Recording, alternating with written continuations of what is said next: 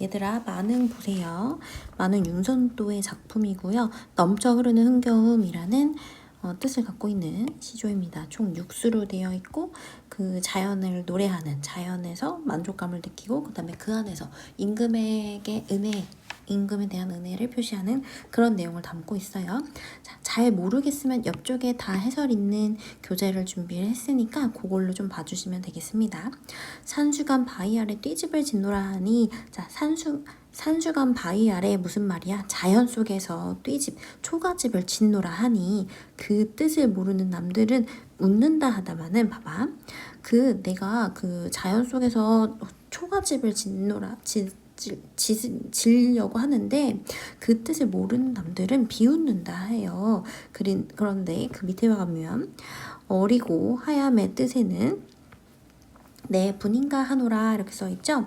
옛날 말은 어리고가 어리석다라는 거 우리 중학교 때 배웠을 거야, 그치? 어리석고 하얌. 자, 여기서 봐봐. 하얌의 뜻에서 조금 볼 게 있는데, 하얌은 뭐냐면요, 시골뜨기 화자가 자신을 낮추는 겸손한 말, 이렇게 써주세요. 이건 무슨 말이야? 자, 그 사람이 본인을, 화자 자신을 좀 낮추는 말로 쓰이는 건데요. 여기서 조금 포인트가 뭐냐면 부정적이 아닌 것을 조금 중요하게 생각해서 봐야 돼. 왜냐하면 좀 자신을 낮춘다, 뭐 시골뜨기 막 이렇게 하니까 조금 자기를 좀 부정적으로 표현하는 게 아니냐라고 친구들이 오해를 하는데, 그냥 이것은 그냥 자기를 낮추는 겸손한 표현이지 부정적인 것은 아님을 체크를 해주세요. 왜냐하면 이게 시험에 한번 나왔었는데 세상 물정을 모르는 사람이다 이런 식으로 나왔어요. 근데 그거는 아니다. 그냥 나는 나 자신이 낮추는 표현이다. 이렇게 알아주시면 됩니다. 하얌의 뜻에는 내분인가 하노라. 자, 그럼 여기서는 뭐야? 자연 속에서 뭐 집을 짓고 살아가려고 한다. 그치? 너무 좋다. 안 번지죠? 좋아요. 이수로 넘어가서 보릿말, 보리밥, 풋나물에 알맞게 먹은 후에, 자 봐봐. 보리밥 풋나물, 자연 속에서 얻을 수 있는 거잖아요. 보리밥 풋나물 알맞게 먹은 후에 바위 끝에 물가에서 실컷 놀아 이렇게 썼어. 바위 끝에 물가에서 난 놀 거야. 그치? 그 다음에 그 남은 여남은 일이야 부러워할 줄이 있으랴 라고 했어. 자 봐봐. 그 남은 여남은 일에 세모하고요. 그 남은 이외의 일이야 이런 뜻이거든. 봐봐. 지금 자연을 즐기는 거 이외에 그 밖에 남은 일이랴 부러워할 줄이 있으냐. 봐봐. 여기 서리법이죠, 얘들아. 이 자연을 즐기는 거 이외의 거는 세속이잖아. 세속을 부러워할 줄이 있으랴. 부럽다, 안 부럽다? 안 부럽다. 알아주셔야 돼요. 무슨 말인지, 그치? 나는 이 자연을 즐기고 있는 지금 삶이 너무 좋아. 그 이외의 일은 부러워할 일이 없어. 그 얘기를 지금 이수에서 하는 겁니다. 괜찮죠? 그 다음에 삼수는요 조금 중요해요. 삼수 하나만 띄워서 시험에도 많이 나오기 때문에 삼수 조금 체크해놓고 공부를 많이 해주시면 좋습니다. 잔을 들고 혼자 앉아서 먼 산을 바라보니 이렇게 써있어요. 산은 당연히 자연이니까 주황색으로 체크해주시고, 그리던 님이 온다 한들 반가움이 이리하랴. 자 봐봐. 여기서 조금 중요해요. 내가 지금 술잔을 들고 먼 매를 보고 있어. 나 지금 자연 좋지. 자연 좋아. 산도 좋아. 지금 보고 있는 상황에서 님이 왔어. 님이 오는 반가움이 있어. 자 봐봐. 여기서 좀 헷갈리면 안 되는 게 뭐냐면, 님이 와서 반가운 것도 맞아요. 그쵸? 님이 와서 반가운 것도 맞는데 나는 산을 더 반가워하는 것도 맞는 거야. 그래서 님을 반가워하는 것보다 산을 반가워하는 게 더 크다. 이렇게 생각을 해주셔야 되는 상황이에요. 지금 시험에서는 님이 반갑지 않다 이렇게 나오면 그게 틀렸다라고 말을 해줘야 된다라는 거야. 님이 오는 것도 반갑고 산이 오는 것도 반가운데 내가 느끼는 반가움이 더 큰 거는 산이야 반가움이다. 이렇게 알아주시면 됩니다. 그 다음에 봐봐. 여기다가 산이 이렇게 한번 해보세요. 말씀도 웃음도 아니어도, 말씀도 웃음도 없어도 못내 좋아하노라. 자, 무슨 말이냐면요. 왜 이걸 쓰라고 했냐면, 산이 말도 웃음도 없어도 나는 산을 좋아하노라 이렇게 쓴 거잖아. 봐봐. 그래서 여기서 의인법 나온 거거든요. 잘 봐봐.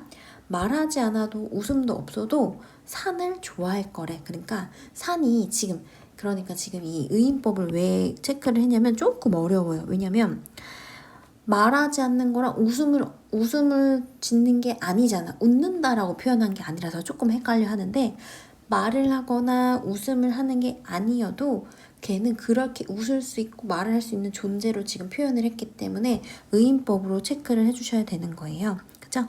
의인법이고 이신점심이다. 그래도 못내 좋아하노라 라고 하면서 삼수가 마지막이 됩니다. 마치게 되고요. 그 다음에 밑으로 넘어가서 사수로 가면, 누구는 30보다 낫다 하더니, 자 봐봐, 누군가는, 자 앞에다 이렇게 써주세요. 누구는 자연 속의 삶이 30보다 낫대. 30 뭐냐면 삼정승, 영의정, 우의정, 자의정보다 낫다라고 하더니, 낫다더니 만승이 이만하랴. 자, 그래, 만승 세모 해보세요. 얘네 세모, 얘 세모. 자, 지금 세모는 세속이라 그랬죠? 만승이 여기 봐봐, 뭐냐면 만승천자라고 해서 만대 수레를 부리는 자, 만대 수레를 부리는 자 여기 써있죠. 그래서 임금을 뜻하는 거거든요. 임금이 이만하랴. 자, 그럼 뭐야? 임금이, 지금 임금이 좋다, 자연이 좋다, 뭐야? 뭘로 체크해야 돼? 자연이 좋다는 거잖아, 그치? 황제가 이제 만대 수레를 이끄는 그런 황제가 이 자연 속의 삶보다 좋으랴. 그치? 자연이 더 좋다, 이 얘기를 하는 거예요. 이제로 헤어든 소부허유가 영리했구나. 자, 봐봐. 소부허유가 무슨 뜻이었어? 선생님이 여기다 메모를 조금 해놨는데, 어떤 그 중국에 허유라는 애가 있었는데, 걔가 뭐 조금 공도 세우고 이런 일이 있어가지고 그렇게 다 하고서 자연 속으로 돌아간다라고 임금님에게 얘기를 했더니, 임금님이 나 왕위도 물려줄게, 가지마 라고 하신 거야. 그랬더니 얘가 어떻게 했냐면, 이 얘기는 너무 더러운 이야기다 라고 하면서 기산영수에 가서 귀를 씻고 있었다라고 해요. 너무 더럽다고 해서. 그런데 그 모습을 본 소부는 뭐였냐면, 소를 끄는 사람이라는 뜻이거든요. 소를 끄는 애가 지금 저 사람은 왜 귀를 닦고 있지? 왜 귀를 씻으세요? 라고 물어봤더니, 나 이런 이야기를 들어서 귀를 씻고 있어 라고 얘기를 했더니, 이 소부가 그럼 이 더러운 물이니 우리 소에게 이 물을 먹일 수 없습니다 라고 하고 돌아갔다라는 어떤 이야기를 여기다가 이렇게 써놓은 거거든요. 그래서 여기서는 인용까지 체크를 해주셔야 돼. 그치? 이야기 인용. 이제로 헤어든 소부허유가 영리했구나.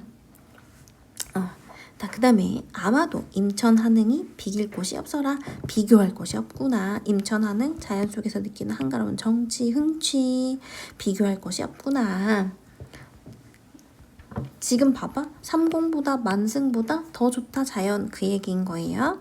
그 다음에 옷으로 넘어가서, 내 성격이 게으르니 하늘이 아셔서 인간 만사의 한 일도 아니 맡기지 않아서, 당은 강조입니다. 다툴 사람이 없는 자연을 지키라 하시는구나. 자, 보세요. 내가 게으른 거를 하늘이 알아가지고 인간 만사를 일을 하나도 안 맡긴 거야.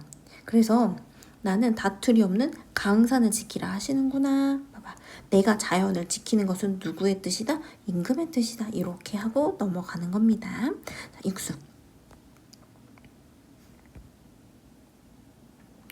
육수는 보면요. 강산이 좋다 한들 내 분으로 누웠겠는가? 그랬어. 강산이 좋다 그래도 내 분수로 누웠겠느냐? 임금의 은혜를 이제 더욱 아노이다, 알만하다. 아무리 갚고자 하여도 해드릴 일이 없구나 라고 하면서, 봐봐. 나는 강산에 좋아서 내가 누웠는데 이건 다 임금님이 해주신 거야. 그 얘기를 하는 거예요. 임금 은혜를 이제 더욱 알만하다. 아무리 임금을 갚고자 하여도 갚을 수가 없다 라고 하면서 육수가 끝납니다. 자, 보세요. 괜찮죠? 어려운 부분만 조금 암기를 하셔야 돼요. 예를 들어 어떤 거냐면 뭐 이런 것들, 뭐 여러 가지 것들, 이런 것도 좀 암기를 하셔야 되고, 조금 암기가 들어가는 부분은 조금 하셔야 되고요. 그 다음에 여기는 지금 여기를 한번 읽어보면 자연을 즐기고 그 속에 살아가는 것에 대한 만족과 흥취를 노래하고 있는 이 작품은 병자호란때 임금을 따르며 모시지 않았다는 이유로 유배돼서 간 다음에 이제 응거하면서 지은 연시도다. 자연을 살아가는 것을 지향한다. 뭐 이런 것들 있고, 그 다음에 표현적 화자 이야기 있고, 시적 상황은 당연히 자연 속에서 소박하고 여유로운 삶을 살고 있는 상황이고요. 정서는 임금의 은혜 또한 있지 않, 요거 두 개 같이 가야 돼. 자연과 만족하며 자연 속에 사는 소박한 삶을 만족하면서 임금의 의해도 잊지 않는다. 자, 사시가라고 윤선도의 다른 작품이 있는데 그 작품에는 역군은 이셨다를 반복하면서 임금의 은혜로다, 이 모든 것이 임금의 은혜로다 라고 얘기를 하거든요. 이게 계속 비슷한 표현이라는 걸 알아주시면 더 좋고요. 표현상의 특징이라고 하면 우리말의 묘미를 잘 살리고 영탄법, 서리법, 그 다음에 의인법 아까 나왔죠. 산, 그 다음에 대조법은 뭐 우리 그 세속과 자연과 대조한다 라고 보면 되는 거고, 중국 고사 인용 아까 여기 얘기를 했잖아요. 그죠? 소부어유 거기 그쪽에 인용되었다. 이렇게까지 알아두시면 되고요. 그 다음에 자연에 묻혀 소박하고 유유한 흥취를 느끼면서 임금의 은혜를 생각한다. 괜찮죠? 그 다음에 뭐 이런 것들 한번 조금 체크해서 봐주시고 그래서 공부를 하시면 됩니다.